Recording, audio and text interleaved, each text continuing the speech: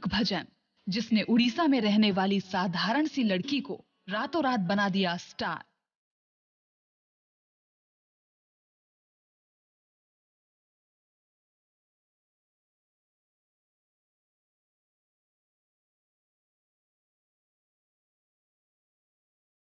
इस भजन में female voice गाने वाली लड़की का नाम है अभिलिप्सा पंडा। अभिलिप्सा को बचपन से ही गाने का बहुत शौक था। सिर्फ 4 साल की छोटी सी उम्र में ही उन्होंने अपनी नानी और दादी की प्रेरणा से गाना शुरू कर दिया और वो 5 साल की उम्र से ही शास्त्रीय संगीत की विधिवत शिक्षा ले रही हैं। अभिलिप्सा के अलावा उनके घर में उनके माता पिता और एक छोटी बहन है। आपको बता दें कि अभिलिप्सा संगीत के साथ साथ कराटे में भी चैंपियन है। कराटे में वो नेशनल गोल्ड मेडलिस्ट और ब्लैक बेल्ट भी हैं। अभिलिप्सा ने अब तक कई भजन गाए हैं। महाकालेश्वराय नमो नमः शिवाय, त्रयंबकेश्वराय नमो नमः शिवाय। और अपनी कामयाबी की वजह वो अपने परिवार को मानती हैं। आइए उनके इस संगीत के सफर को जानते हैं खुद अभिलिप्सा से। नमस्कार, स्वागत है आप सभी का हमारे इस बहुत खास कार्यक्रम सुर संगीत और संस्कार में, और मैं हूं आपके साथ नेहा सर्वेश शुक्ला। आज मैं आपकी मुलाकात बहुत खास कलाकार से कराने जा रही हूं। वो खास इसलिए और ज़्यादा है कि बहुत कम उम्र में उन्होंने इतनी बड़ी उपलब्धि हासिल कर ली जिसे शायद सोचना एक नामुमकिन सा लगता है, सपना सा लगता है, लेकिन उन्होंने इसको किया। YouTube पर, इंस्टा पर रील बनाई जाती हैं, YouTube पर सर्च किया जाता है। उनका जो गाने हैं, उनके जो भजन हैं, वो YouTube पे या कहूँ सोशल मीडिया प्लेटफॉर्म पर ट्रेंडिंग में रहते हैं। मैं बात कर रही हूँ, हमारे साथ मौजूद है अभिलिप्सा पंडा जी। अभिलिप्सा, बहुत बहुत स्वागत है आपका। नमस्कार नमस्कार। हर हर शंभू। हर हर शंभू। और आपका प्यारा सा चैनल संस्कार टीवी देखने वाले सभी दर्शकों को भी मेरा प्रणाम, मेरा नमस्कार। कितना अच्छा लगता है ना जब आपके साथ कोई ऐसा लगता है जिसको मन करता है कि बस देखते रहो। मैं क्योंकि प्रोग्राम से पहले हम लोग जब बात कर रहे थे तो ना आपका जो नेचर है ना वो चुलबुली वाला, बहुत ज़्यादा बातें करने वाला, बहुत टॉकेटिव, लोग बोलते हैं ऐसा। अरे जब भी कंप्लेंट आती थी लाइक LKG से लेके स्टैंडर्ड 10th मैंने एक ही स्कूल में कंप्लीट किया है, सेंट मेरी स्कूल में। तो मेरे पेरेंट्स जब भी जाते थे, चाहे मेरी नानी हो, मेरे पेरेंट्स हों, कभी भी PTM में जाते थे तो टीचर्स की कोई कंप्लेंट नहीं होती थी। 5th 6th स्टैंडर्ड तक मेरे पेरेंट्स क्लासरूम में एंटर करते ही उनका यही कंप्लेंट होता, मैम आपकी बेटी बहुत बात करती है, मैम आपकी बेटी बहुत बात करती है, सर आपकी बेटी बहुत बात करती है। इनफैक्ट मामा जी तक को कंप्लेंट, सर आपकी भांजी बहुत बात करती है। तो लाइक ये कंप्लेंट था, बट धीरे धीरे वो टॉकेटिवनेस काफ़ी कम हो गया। क्यों कम क्यों कर दिया? बातें खत्म हो गई थी, इतनी ज़्यादा बात लेकिन मुझे तो नहीं लग रहा है कि बातें खत्म हो गई है, क्योंकि अभिलिप्सा अभी भी मुझे लगता है बातें करना लगातार जारी है। अच्छा, ये सिंगिंग पे आते हैं, क्योंकि जो बेस है जिसने आपको, मैं कहूँ माँ सरस्वती की बहुत बड़ी कृपा है, साथ में भगवान भोलेनाथ की भी साक्षात आशीर्वाद आपके ऊपर है। शुरुआत बहुत छोटी सी उम्र से हो गई थी, सुना है हमने। हाँ जी, मैं जब 3 साल की थी तब से मेरी विधिवत शिक्षा आरंभ हो गई थी। तब मैं ओडिसी वोकल्स की ट्रेनिंग लेती थी, बट कुछ टाइम बाद वो कुछ रीजंस के चलते कंटिन्यू नहीं हो पाया था। तब मैंने हिंदुस्तानी वोकल्स की ट्रेनिंग ली और अभी भी मैं हिंदुस्तानी वोकल्स की स्टूडेंट हूँ। अगर कहा जाए कल्चर के साथ कनेक्शन या फिर आर्ट के साथ कनेक्शन, तो पैदाइशी कनेक्शन है ये मेरी। लाइक पैदाइशी मतलब क्योंकि मैं एक कल्चरल फैमिली से बिलोंग करती हूँ, बैकग्राउंड कल्चरल है। मेरे दादाजी जो हैं वो काफ़ी फेमस कथाकार रह चुके हैं उड़ीसा के। He is a governor's trophy awarded, like governor awarded. And मेरी जो माँ हैं वो भी क्लासिकल, हिंदुस्तानी क्लासिकल वोकलिस्ट हैं, as well as Odissi classical dancer हैं, दोनों में विशारद हैं। मेरी नानी जी वो थिएटर आर्टिस्ट रह चुकी हैं और पापा एक्स डिफेंस पर्सन हैं, तो उनके रिक्रिएशन क्लब्स, रिक्रिएशन डेज होते हैं, तो वो काफ़ी अच्छा विस्लिंग करते हैं, विसल करके काफ़ी अच्छे गाने गाते हैं। तो थोड़ा बहुत मेरे में भी आ गया है। नहीं, परिवार जब इतना टैलेंटेड हो तो आपसे ये उम्मीद साफ साफ की जा सकती है कि बच्चे सुपर टैलेंटेड ही होंगे। अच्छा, मैं आपसे और भी पूछूं, लेकिन मन कर रहा है कि शुरुआत थोड़ा सा भजनों के साथ कर ले, गाने की जिसको हर कोई सुनना चाहता है। आपका बहुत अच्छा गाना आया था, बहुत सुंदर, भोलेनाथ जी, वो मैं उसके 2 लाइन सुनना चाहूँगी। ज़रूर, उसके आरंभ में लाइक उसके स्टार्टिंग में हमने महामृत्युंजय मंत्र रखा था, तो वो कुछ इस तरह से स्टार्ट होता है।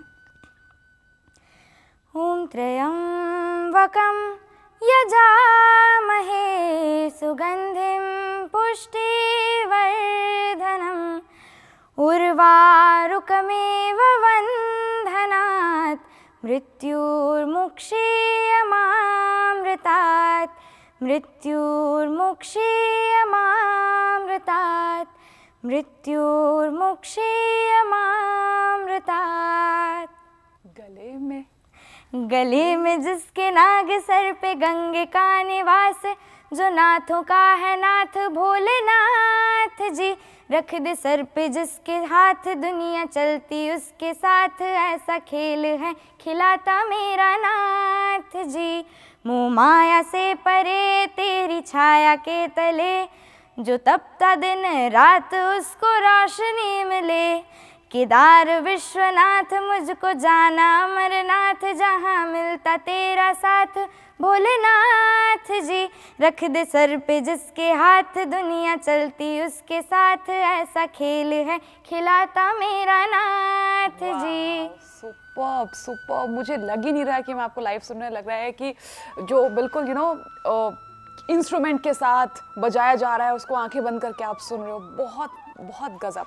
अच्छा, मैं देख रही थी कि गाने का एक एक शब्द याद है, बहुत अच्छे से आपने उसको गाया। तो यानी कि जब पढ़ाई में भी बहुत अच्छी रही होंगी आप, क्योंकि जो टीचर्स कहते होंगे कि अभिलिप्सा याद करके आना है, तो अभिलिप्सा याद करके पहुंचती थी स्कूल?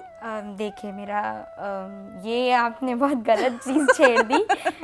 मैं सच बात बताऊं तो मेरे से जो मगिंग अप का जो ये है वो मेरे में एकदम नहीं है। नहीं है।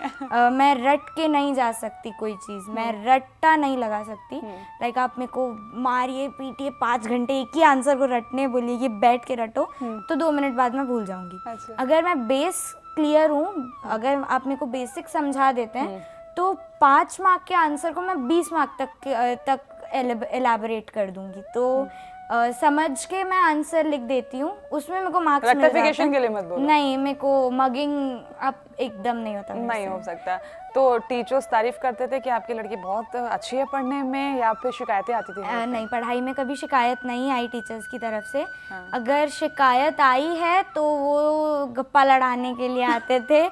मेरी एक बहुत ही अजीज दोस्त है, मैं नाम ज़रूर लेना चाहूँगी उसका, दिव्यांशा नाम है। अभिलिप्सा और दिव्यांशा 3rd स्टैंडर्ड से हमको टैग मिल गया था, दादी अम्मा। अच्छा। हमारी सोशल स्टडीज़ की टीचर थी। तो एक बार उनका पीरियड ख़त्म हो, बहुत स्ट्रिक्ट टीचर थी, ऐसे क्लास में बहुत स्ट्रिक्ट थी, लेकिन बहुत ही प्यारी टीचर हैं वो। तो अभी भी कभी कभी मिलना होता है, अभी भी कभी कभी स्कूल जाती हूँ तो प्राइमरी तरफ घूम के आती हूँ, अपने सेकेंडरी क्लासेस जाती हूँ, वो यादें ताज़ा हो जाती है। अभी 3-4 साल हो गए उस स्कूल को छोड़े, तो वो नॉस्टैल्जिया फील होता है। क्लासेस जाती हूँ तो वहाँ पे बात करते थे, छुप छुप के टिफ़िन खाते थे, उसका अलग ही मज़ा था। लाइक हिस्ट्री टीचर हमारी 10th स्टैंडर्ड की, जो हमारी हिस्ट्री टीचर थी, वही हमारी क्लास टीचर थी। तो बहुत स्ट्रिक्ट टीचर थी। हम लाइक हर पीरियड में हमारी ये हिम्मत होती थी कि हम टिफ़िन खा लें या कुछ कर लें, पर उनके पीरियड में पिन ड्रॉप साइलेंट, लाइक एक पेज दादी अम्मा की बोलती बंद हो जाती थी। पेज तक नहीं, मैं 5th तक मेरी कंप्लेंट आती थी। 6th में मेरा और उसका सेक्शन चेंज हो गया, तो बात करने वाला उतना कोई था नहीं। मैं भी ज़्यादा बात नहीं करती थी किसी से। अगर सिमिलर वे में कोई मेरे साथ सिमिलर एनर्जी के साथ अगर कोई बात करता था तो वो दिव्यांशा थी। 5th स्टैंडर्ड तक हम एक ही बेंच पे बैठते थे, और हम जानबूझ के हमेशा सेशन के स्टार्टिंग वाले दिन हमेशा सेकंड बेंच पे बैठते थे, क्योंकि हमें पता होता था फर्स्ट बेंच पे बैठेंगे तो प्लेस ज़रूर चेंज होगा। तो हम या तो सेकंड बेंच पे बैठते थे या फिर सेकंड लास्ट या लास्ट 3rd बेंच पे बैठते थे, क्योंकि हमें ये ज़रूर पता होता था अगर हम इंटेंशनली फर्स्ट बेंच या लास्ट बेंच पे बैठेंगे, मैम का नज़र सबसे पहले हम दोनों की जोड़ी पे पड़ेगा और हमें वो ज़रूर अलग अलग बैठा देंगी। तो हम प्लान करके जाते थे। एक दिन 6th स्टैंडर्ड में दोनों बैठे ही थे कि लाइक प्रिंसिपल ऑफिस से नोटिस आया कि सेक्शन चेंज हो जाएगा। मुझे ये लग रहा है मैं सुनती रहूँगी, मेरे पास ना सवाल मैं सोच रही हूँ कब रोकूं, कब पूछूं, क्योंकि इतने सारे सवाल मेरे पास है, तो आई एम सॉरी, मुझे आपको रोकना हाँ, पड़ेगा। हाँ, बिल्कुल, मुझे बिल्कुल। लग रहा है कि अभिलिप्सा मन कर रहा है कि सुनती रहूं, लेकिन इसीलिए मैंने बात करना मजबूरी कम है। कर दिया। नहीं, आप कीजिए, अच्छा लग रहा है, हमारा तो काम ही है ये, लेकिन एक्चुअली ना मुझे लग रहा है कि लोगों के एक्चुअली सवाल आए हैं, तो हाँ, मेरा जरूर, दायित्व बनता है कि मैं आपसे वो पूछूं। मैंने उसी सॉरी, वजह से रोकना जिक्र किया पड़ेगा। कि मैंने टॉकेटिवनेस काफी कम कर दी। मुझे रोकना पड़ेगा, सॉरी। अच्छा, एक चीज़ बहुत ही सीरियस वाली है शायद ये। एक बच्चा होता है ना, वो बहुत कुछ सोचता है कि एक एज ग्रुप के साथ हर चीज़ बहुत अच्छी लगती है। जब बच्चा छोटा होता है उसकी शैतानियाँ बहुत अच्छी लगती हैं। बहुत जल्दी, मतलब मैं कहूँ कि फेमस आप हो गई बहुत छोटी सी उम्र में, तो क्या आपको कभी फील हुआ कि यार मतलब एक बच्चा, एक लाइफ जो आपको जीनी चाहिए थी वो मिस हो गई है? कभी फील होता है ये? मैं ये नहीं फील करती, क्योंकि देखिए जब लोग प्यार और आशीर्वाद देते हैं ना, अनकंडीशनल प्यार और आशीर्वाद देते हैं, तब आपके ऊपर एक रिस्पॉन्सिबिलिटी आती है कि आप उनके प्यार और आशीर्वाद को बरकरार रखिए और आप उनके एक्सपेक्टेशंस पे खरे उतरिए। तो ये मैंने कभी सोचा नहीं कि यार और जीना था, जी लिया मैंने जितना जी, बस मेरे अंदर का बच्चा कभी मरा नहीं, ना ही मरेगा। Very वो nice. बच्चों वाली हरकत, वो बच्चा मेरे अंदर का हमेशा जिंदा रहेगा। और मैं लोगों को भी ये लाइक एक मैसेज है मेरी तरफ से, चाहे आपकी एज कितनी भी हो, अपने अंदर का बच्चा कभी मत मरने दीजिएगा, क्योंकि जब वो बच्चा मरता है ना, आपका इनर सोल जब मर जाता है, तब आपके अंदर का आर्टिस्ट मर जाता है, आपकी थॉट प्रोसेस खत्म हो जाती है, आपका जो हंसमुख चेहरा है वो कहीं गायब हो जाता है। आज फैमिली ना पक्का देख के बोल रही होगी ये इंटरव्यू कि हमारी अभिलिप्सा अब छोटी नहीं रही है, बहुत बड़ी हो गई है, बड़ी बड़ी बातें कर रही है, और ये बहुत अच्छा लग रहा है सच में हमको भी सुन के। तो लाइक पापा मेरे डिफेंस में क्योंकि थे, तो बहुत छोटी सी उम्र में मैंने ये मैच्योरिटी गेन कर ली थी, क्योंकि ये जरूरी था। एग्जैक्टली। माँ मेरी सिंगल पेरेंट थी क्योंकि उस टाइम पे, तो इसीलिए। चलिए बातें और करेंगे। अभी भगवान शिव को समर्पित एक और गाना हाल ही में आया है, हर हर गंगे, उसको मैं सुनना चाहेंगे। इसका एक खासियत ये है कि जो हर हर गंगे आए हैं, पहली बात तो वो हर हर शंभू से बहुत डिफरेंट है, और सेकंड बात उसकी ये है कि उसका कंपोजिशन मेरी छोटी बहन ने किया है, जो 7th स्टैंडर्ड में है। 7th स्टैंडर्ड में? जी। चलो पहले गाना सुनते हैं, फिर छोटी बहन के बारे में बात करेंगे। उसमें भी श्लोक ही हैं जैसे हर हर शंभू में था, तो कुछ ऐसा है। ब्रह्म मुरारी सुराचित लिंगम निर्मल भाषित शोभित लिंगम जन्मज दुःख विनाशकलिंगम तत्प्रणमामि सदा शिवलिंगम तत्प्रणमामि सदा शिवलिंगम हर हर गंगे हर हर गंगे हर हर गंगे शिव पार्वती संगे। क्या बात है, छोटी बहन जब बड़ी बहन इतनी टैलेंटेड है तो छोटी से उम्मीद की जा सकती है। मैं ये सवाल पूछूंगी नहीं कि भाई 7th स्टैंडर्ड में जो बहन 3 साल की उम्र से शुरुआत कर सकती है और इतने बड़े बड़े, मैं कह सकती हूँ, कारनामे अपने नाम कर सकती हैं, तो बहुत छोटी सी बात है। अच्छा, सुनने में आया कि ननिहाल पक्ष के साथ बहुत ज़्यादा अटैचमेंट है आपकी? बहुत ही ज़्यादा। क्योंकि नानी और मामा का मैंने जिक्र अभी सुना है आपके मुंह से।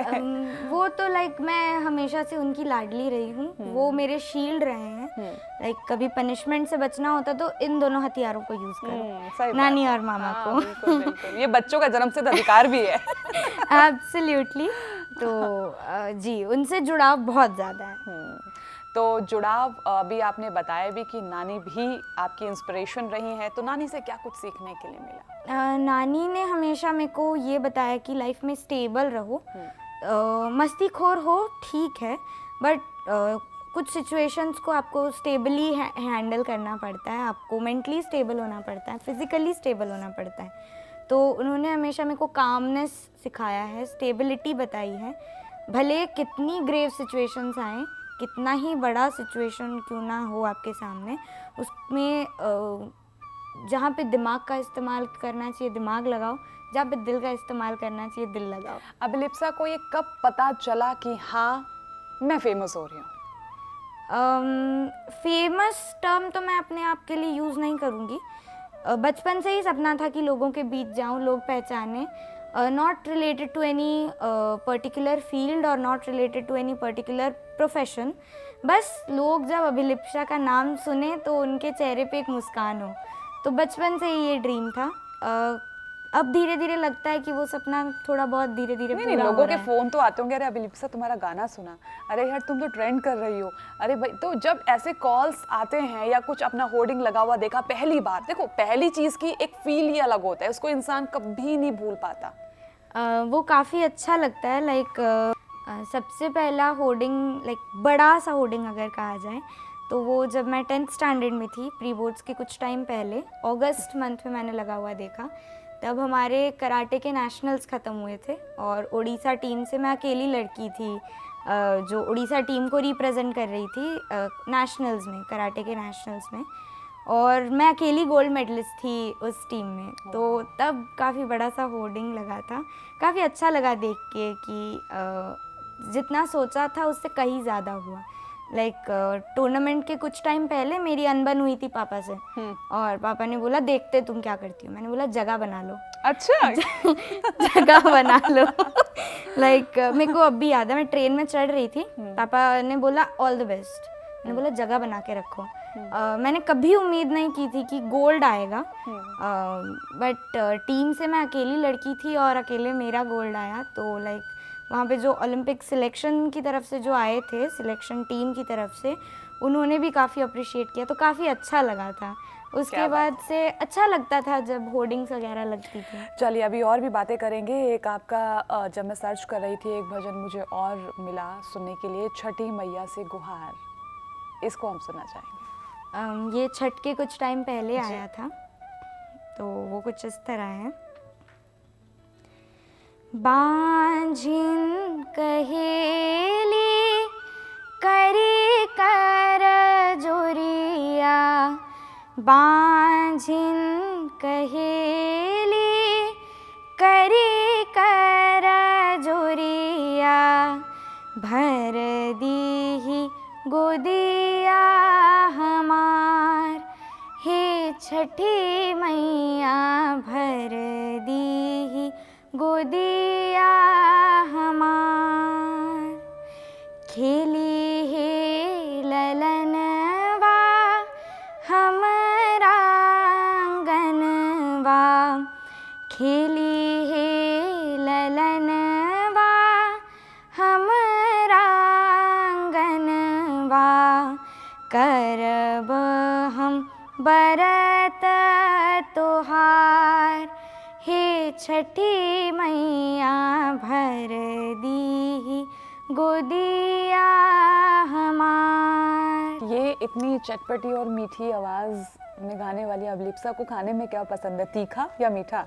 मैं ज़्यादा मीठा खाती हूँ. मीठे में क्या पसंद है ज़्यादा? सब मीठा. मीठा कुछ भी? मीठे में मेरे को कोई चॉइस नहीं चाहिए. हाँ, बस चलेगा, आने दो. अच्छा, जब घर से दूर होती हैं आप, तो लगता है कि घर जाना है, मम्मी के हाथों का खाना खाना है, क्योंकि मम्मी के साथ बॉन्डिंग भी हमने सुना है बहुत अच्छी है आपकी. हाँ जी. लाइक जब हॉस्टल में थी, क्योंकि मेरी +2 2 साल हॉस्टल में ही थी, तब ये चीज़ फील नहीं होती थी. अब जब घर से बहुत ज़्यादा दूर हूँ तब घर जाने का मन करता है, क्योंकि काम में भी बहुत ज़्यादा अटकी रहती हूँ, कॉलेज होता है, हर चीज़ को मैनेज करना पड़ता है. तो उसी बीच कहीं ना कहीं मैं फैमिली के लिए थोड़ा सा पहले से कम टाइम निकाल पाती हूँ. इमोशनल भी हो जाती हूँ कभी कभी कि मम्मी बस अब भी जाना है मम्मी के पास? नहीं, वैसी सिचुएशन कभी नहीं आई. लाइक माँ ने हमेशा बताया कि कुछ भी हो सिचुएशन को संभालना सीखो. इमोशनली अगर हम चीज़ों के साथ डील करने लगे तो कहीं ना कहीं हम थोड़े से नाजुक हो जाते हैं, तो उस चीज़ को हैंडल करना बहुत ज़रूरी है. लाइफ में इंस्पिरेशन कौन है? लाइफ में इंस्पिरेशन, हर चीज़ का इंस्पिरेशन मैं अपनी माँ को मानती हूँ, क्योंकि लाइक मैंने उनका ट्रांसफॉर्मेशन देखा है. वो पहले एक ऐसी लेडी थी जो बात करती थी तो यहाँ से यहाँ तक सुनाई नहीं देता था, और एक टाइम ऐसा आया जब उन्होंने 500 ऑडियंस को एड्रेस किया. तो मैंने उन लेडी का ट्रांसफॉर्मेशन फेज देखा है. She has been like she has been at her most emotional phase as well as she has handled the gravest phase. तो उसीलिए बहुत इंस्पायर करती हैं मेरे को. वाह. चलिए अब उस भजन के बारे में बात करते हैं जिसने रातों रात अभिलिप्सा को वर्ल्ड फेमस बना दिया, हर हर शंभू। स्टोरी कुछ उस भजन से रिलेटेड, कुछ ऐसी यादें जो आपको लगता है कि आपको शेयर करनी चाहिए। कैसे मिला है भजन? सोचा था कि इतना आप फेमस हो जाएंगे इससे? पहली बात तो लाइक सोचा कभी नहीं था।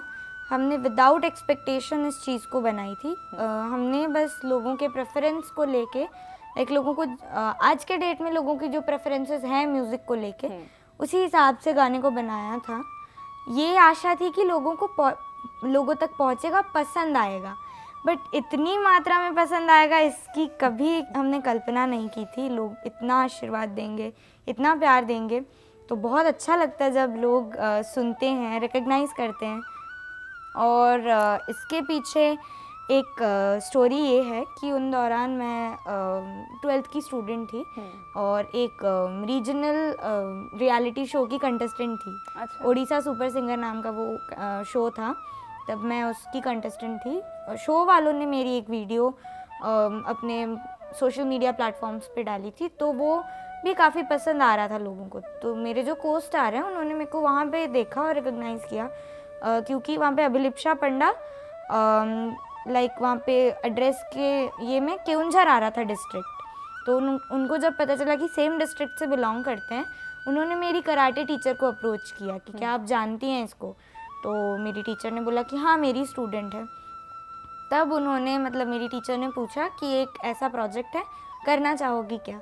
तो मैंने बोला हाँ काफ़ी डिफरेंट प्रोजेक्ट है, ट्राई करते हैं। मैं कभी किसी नई चीज़ को ना नहीं बोलती, हमेशा उसको अप्रोच करने की कोशिश करती हूँ। तो हमने रिकॉर्ड किया था इसको अप्रैल 17 को 2022। उस दिन काफ़ी अड़चने आई थी रिकॉर्डिंग में। अच्छा। रिकॉर्डिंग तो हो गया था बट शूट के लिए लाइट्स चली गई थी, हम रेडी होके बैठे थे। गर्मी में स्वेटिंग हो रही थी, मेकअप निकल रहा था, बट आई वॉज नहीं आज ही ये करना है, एनी हाउ आज ही एक ही दिन में कंप्लीट हो गया, एक ही दिन में कंप्लीट हुआ। तो अगर हम इसको डिले करते तो ये शिफ्ट हो जाता जून को, क्योंकि मई 6 से हमारी बोर्ड एग्जाम्स स्टार्ट थी। हाँ 12th की बोर्ड एग्जाम्स शुरू हो रही थी और हर हर शंभू मई 5 को रिलीज हुआ था। चलिए इस गाने को आपसे आवाज में ना सुना तो क्या सुना फिर? कर्पूरगारं करुणावतारं संसारसारं भुजगेन्द्रहारं सदा वसन्तं हृदयारविन्दे भवं भवानी सहितं नमामि। हर हर शंभु शंभु शंभु शंभु शिव महादेव। क्या बात है, ज़बरदस्त। और वाकई में अभिलिप्सा से मिलने के बाद मुझे लगता है कि ऐसा लगता है कि पता नहीं कितने सालों पुरानी ये दोस्ती है और आप लोगों को भी लग ही नहीं रहा होगा कि ये आपके फैमिली के मेंबर नहीं है। बहुत ही गजब की पर्सनालिटी इनकी है और आई विश अभिलिप्सा की आने वाले दिनों में जितना लोग आपको इतना प्यार दे रहे हैं, आशीर्वाद दे रहे हैं, वो और कई गुना ज़्यादा बढ़ जाए। महादेव की कृपा आपके ऊपर बनी रहे। आज जो आप यहाँ पे आई, बहुत बहुत शुक्रिया आपका जुड़ने के लिए। बहुत बहुत धन्यवाद बुलाने के लिए। Thank you.